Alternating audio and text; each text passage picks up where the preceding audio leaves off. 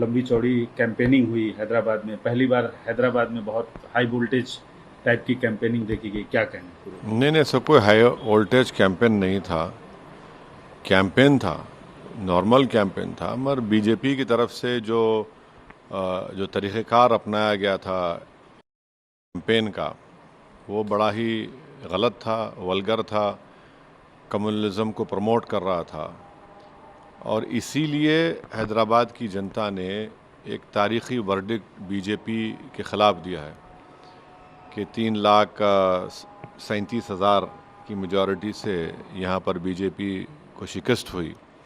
तो यही इनका कैंपेन, चाहे वो प्रधानमंत्री का कैंपेन रहा हो या मुकामी बीजेपी का रहा हो, उसको हैदराबाद की आवाम ने रिजेक्ट किया। मैं जिस शुरू से कह रहा था कि ये कैंपेन नहीं चलेगा, क्योंकि अब पॉलिटिकल डिफरेंसेस ज़रूर हैं और रहेंगे, मगर अगर आप शहर के अमन को बिगाड़ने के लिए और नफ़रत की दीवारों का इजाफा करेंगे तो आवाम उसको रिजेक्ट करी, और वही हुआ। सर, जो पूरे देश भर में अखिल भारतीय स्तर पे जो रिजल्ट आए, जो दिख रहा है, जो सियासी सूरत हाल बनी है, उस पर आपका क्या प्रतिक्रिया है? क्योंकि बीजेपी 400 पार की बात कर रही थी, लेकिन वो उन्हें हासिल नहीं हुआ। दूसरी तरफ कांग्रेस को एक ठीक ठाक बढ़त मिली है। नहीं, 10 साल से बीजेपी की सरकार है, और ख़ास तौर से पिछले 5 साल में 2019 से 2024 तक जो बीजेपी की हुकूमत के नाकारकर्दगी, उनके गलत फ़ैसले, अवाम दुश्मन फ़ैसले, किसानों को तंग करना, नौजवानों को रोज़गार से महरूम कर देना, महंगाई को कंट्रोल नहीं करना, चीन जो हमारी ज़मीन पे कब्ज़ा करके बैठा है उस पर आँखें बंद कर लेना, तो ये ऐसी चीज़ें थी जो अवाम में चल रहा था इसके सिलसिला। और फिर 400 का नारा देने के बाद संविधान को ख़तरा, और ये बात अवाम में चले गई। ख़ास तौर से जो लोग बाबा साहब अम्बेडकर से मोहब्बत करने वाले हैं, संविधान के ऊपर नाज करने वाले हैं, तो ये सब चीज़ें उनके लिए महंगी पड़ी हैं। और बहुत से लोग, मुझे लगता है कि जो ये समझ रहे थे बीजेपी नहीं हारेगी, अब आप देखेंगे कल से उनका और ग्राफ गिरेगा। सर, आप प्रेस कॉन्फ्रेंस में भी बार बार पूछा गया, आप क्रेडिट क्यों नहीं देते हैं इंडिया अलायंस को और कांग्रेस को इस सियासी सूरत हाल के लिए? मेरे ख्याल से जो माहौल था देश में, बीजेपी को इतनी भी सीटें नहीं आनी चाहिए थी उनको। हम लोग, अगर ये लोग सही काम करते तो 150 में सिमट देते हैं लोगों को। तो ये मेरा मानना है, क्योंकि इतना ज़बरदस्त माहौल था बीजेपी को हराने के लिए। मगर बहुत से लोग, चाहे बोलिए अब तो खैर अब पोस्टमार्टम कर रहे, ऐसा होगा, मगर ये बेहतरीन मौका तो था। आप ये कहना चाहते हैं कि इंडिया अलायंस ने ठीक से घेरा नहीं? अगर आपकी राय लिए होते या आपको नहीं, साथ लिए होते तो? नहीं, सवाल मेरी राय का नहीं है। सवाल मुझे साथ लेते या नहीं लेते मुझे इससे कोई फ़र्क नहीं पड़ता, मगर एक बनाया बनाया माहौल था, बीजेपी को सरकार नहीं बनाने से हम रोक सकते थे, और जनता भी चाह रही थी, तो शायद उसमें हम लोग नाकाम साबित हुए। मगर अब हमको तो ब्लेम नहीं कर सकते आप। एक बात साबित हो गई कि इस देश में कभी मुस्लिम वोट बैंक नहीं था, ना कभी रहेगा। आपका सबसे पसंदीदा सूबा है उत्तर प्रदेश, आप बार बार जाते हैं उत्तर प्रदेश। गए उत्तर प्रदेश में भी काफ़ी चौंकाने वाला रिजल्ट आया, जहां कहा जाता था कि योगी और मोदी की जोड़ी, और डेवलपमेंट भी हुआ है वहाँ ठीक ठाक, लेकिन इस तरह के रिजल्ट की उम्मीद बीजेपी भी नहीं की थी, खासतौर से उत्तर प्रदेश से, क्योंकि उत्तर प्रदेश को बोला जाता है कि दिल्ली का रास्ता उत्तर प्रदेश से होके जाता है। नहीं, इसीलिए तो मैं कह रहा हूँ कि एक बेहतरीन मौका पूरे देश में था बीजेपी को मुकम्मल हराने का, चाहे उत्तर प्रदेश हो, बिहार हो, या देश के जहाँ बड़ी बड़ी प्रदेश हो। तो उत्तर प्रदेश में ज़ाहिर है अब लोग ये समझ रहे थे कि इनविजिबल है, इनविजिबल को होता नहीं है। जब इंदिरा गांधी को लोग हरा सकते हैं, जब बड़े बड़े नेताओं को हरा सकते हैं, तो ये लोग क्या हैं।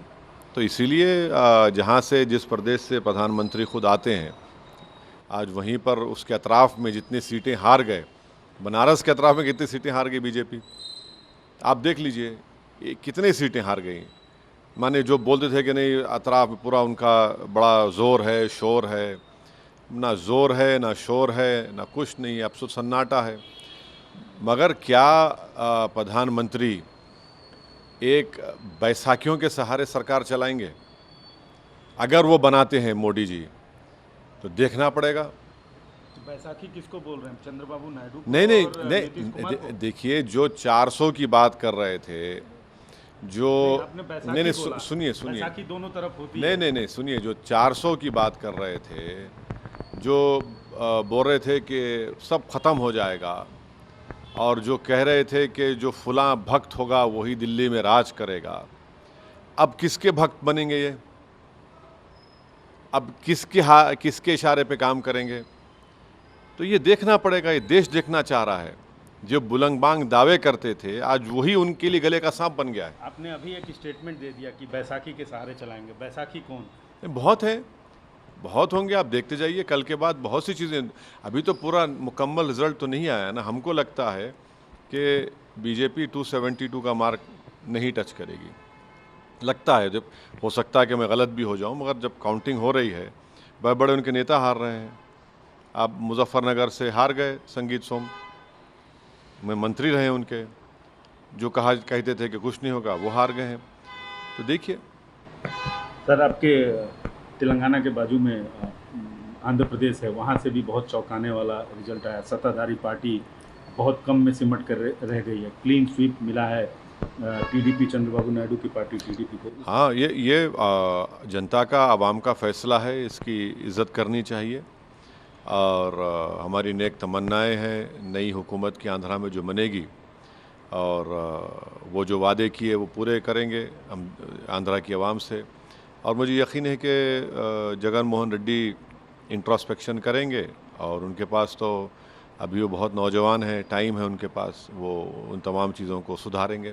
सर, अंतिम और सबसे अहम सवाल, हम उम्मीद करते हैं कि आप इसका जवाब देंगे। जो इंडिया अलायंस का इंडिया अलायंस जिनके खिलाफ थी, एनडीए के खिलाफ थी, खासतौर से बीजेपी के खिलाफ थी, नरेंद्र मोदी की पॉलिसीज़ के खिलाफ थी, आप भी कमोवेश आप भी विरोध में थे। अगर इंडिया अलायंस की तरफ से आपको न्योता मिलता है तो आप जाएंगे?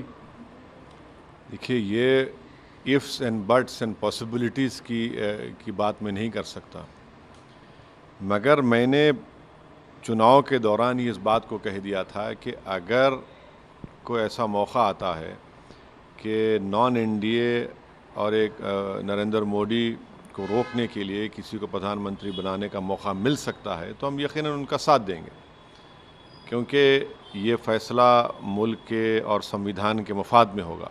अब ये आएगा नहीं आएगा नहीं मालूम, मगर अगर आप हमारा रिकॉर्ड देखेंगे 10 साल से 2014 से 2024 तक, शायद मैं वाहिद एमपी और पार्टी हम हैं जो नरेंद्र मोदी की पार्लियामेंट में हर बिल की मुखालिफत की। तो अब ये मैं तो उसका हिस्सा नहीं हूँ, ना मेरी कोई दुनिया ख़त्म होने वाली है अगर मुझे मौका मिलता है, नहीं। मगर लेकिन इनडायरेक्टली आप कह रहे हैं कि आप नहीं नहीं कोई नहीं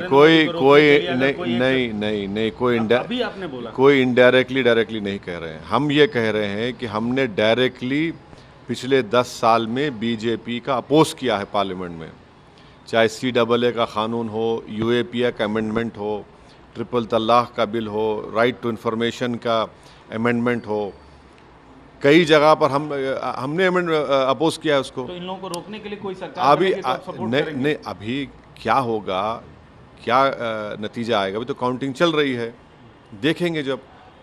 मगर हम नहीं चाहेंगे कि, हमने पब्लिकली इस बात को कहा है कि हम नहीं चाहेंगे कि तीसरी मर्तबा इस देश के प्रधानमंत्री नरेंद्र मोदी बने, क्योंकि वो 10 साल में बिल्कुल नाकाम साबित हुए हैं। और किसी हद तक आप देख भी रहे हैं कि जो 400 पार की बात कर रहे थे, आज तो सिमट के रह गए वो।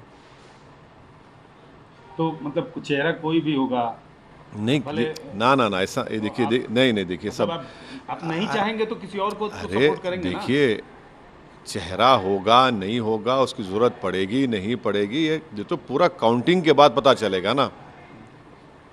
अभी कैसे बताएंगे?